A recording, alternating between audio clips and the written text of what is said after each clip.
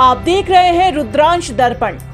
विदेश मंत्री doctor S Jaishankar ने आयरलैंड के डबलिन में भारतीय समुदाय को संबोधित किया।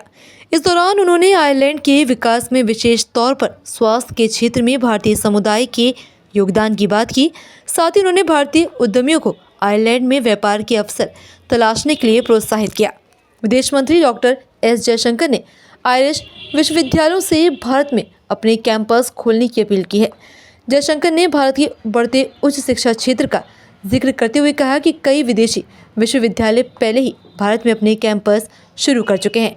उन्होंने भारतीय व्यापारियों से आयरलैंड में व्यापार के अवसर तलाशने का आग्रह किया। उन्होंने कहा कि आयरलैंड का कारोबारी माहौल दुनिया के कई अन्य देशों की तुलना में बेहतर है।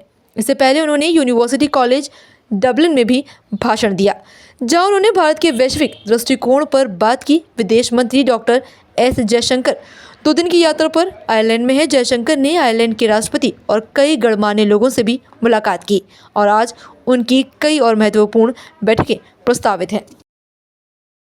In all the meetings, for me it was a great, I would say, sense of pride. They brought up the Indian community.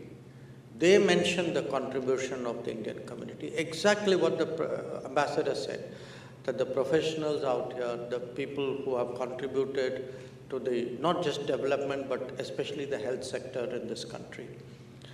So I want to really sincerely give a very big thank you on behalf of the nation, because you make my job and my life easier.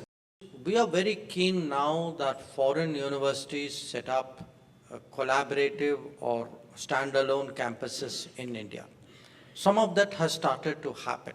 We've had a few Australian universities. I've had a very high-ranking British university.